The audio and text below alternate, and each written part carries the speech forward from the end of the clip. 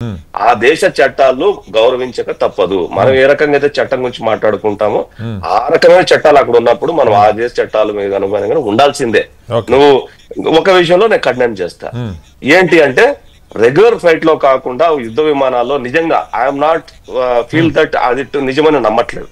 ఎందుకంటే నేను కూడా మీరు చెప్పేటటువంటి యుఎస్ ఆఫీసర్ ఏదో పెట్టాడు, వాళ్ళకి ఏదో ఒక విమానంలో తీసుకోబోయారు. యుద్ధ విమానంలో వచ్చిన మాట వాస్తవం, సంఖ్యలు వేసారో లేదనే దానిలో క్లారిటీ లేదు. అది వాళ్ళు నేను వ్యతిరేకిస్తా.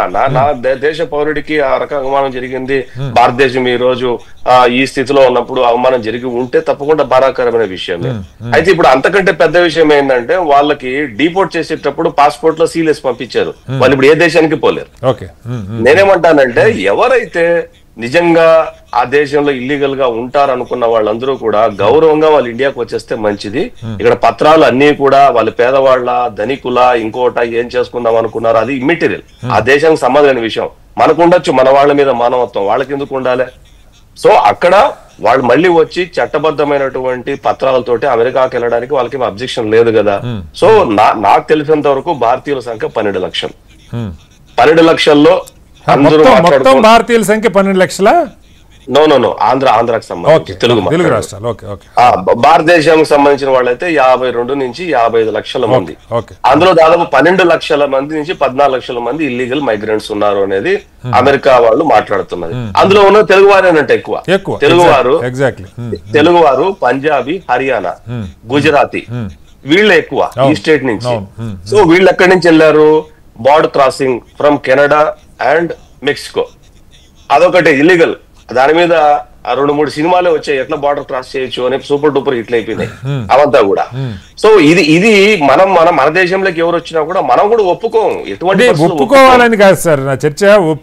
అసలు వాడు లీగల్ గా కూడా చట్టబద్ధంగా రావడానికి కూడా లేదు, నా దేశంలో ఎవడు కాలు పెడతాను లేదని మనం చేయగలిగింది ఏమి లేదు. కానీ నా పాయింట్ అది కాదు.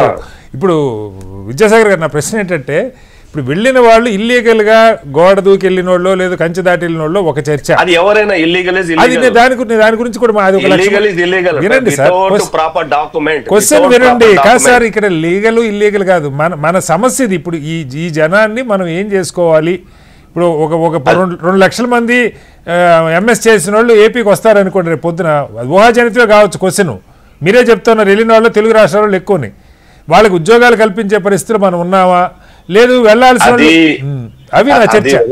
అది ఒకటి, అమెరికాకి పోతే లండన్ కి వెళ్ళొచ్చు, లండన్ కాకపోతే యూరోప్ కి వెళ్ళొచ్చు, వాళ్ళ తర్వాత ఇండియాలోనో వాళ్ళు తగిన పోస్ట్ లో వాళ్ళు సెటిల్ అవ్వచ్చు. That is different story. మనం ఇక్కడ కల్పిస్తామా లేదా అన్న దాని మీద అమెరికాకు మనం ఎట్లా డిమాండ్ చేయగలుగుతాం? ఒకటైతే. రెండవది రామకృష్ణ గారు మాట్లాడిన దాంట్లో ఏంటంటే ఇందిరాగాంధీ నన్ను ఒక నిమిషం మాట్లాడియండి. ఇప్పుడు భోపాల్ సంఘటనలో అతని విమానం ఎక్కించి మరి యుద్ధ విమానం ఎక్కించి దేశాన్ని దాటించేటువంటి ఘన చరిత్ర కలిగినటువంటి ఇందిరాగాంధీ గారు ఇప్పుడు తలుచుకుంటున్నారు. ఏది 7,000 మంది భారతీయులు చనిపోతే గ్యాస్ లీక్ అయ్యి ఇంతవరకు కనీసం ఇప్పుడు మనం మాట్లాడే ముందు మన గత చరిత్ర కూడా చూసుకోవాలి.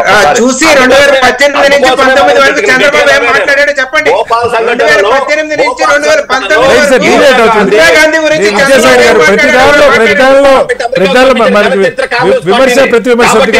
ఒకసారి ఇందిరాగాంధీ గురించి ఆమె గొప్పతనం గురించి చంద్రబాబు నాయుడు 2018 నుంచి 19 వరకు ఏమి మాట్లాడాడో కూడా చెప్తే విద్యాసాగర్ రావు గారు 2018 నుంచి 19 వరకు చంద్రబాబు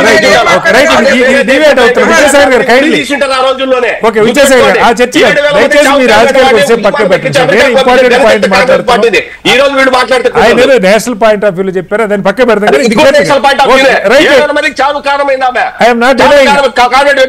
విద్యాసాగర్ గారు ప్రస్తావన ఎందుకు? చంద్రబాబు నాయుడు చెప్తాడు 18 నుంచి 19 వరకు ఇందిరాగాంధీ ఎంత పొగిడాడో ఏది చంద్రబాబు నాయుడు మీ వల్ల రాష్ట్రానికి దరిద్రం పట్టడానికి కారణం. విద్యాసాగర్ గారు ఒక పాయింట్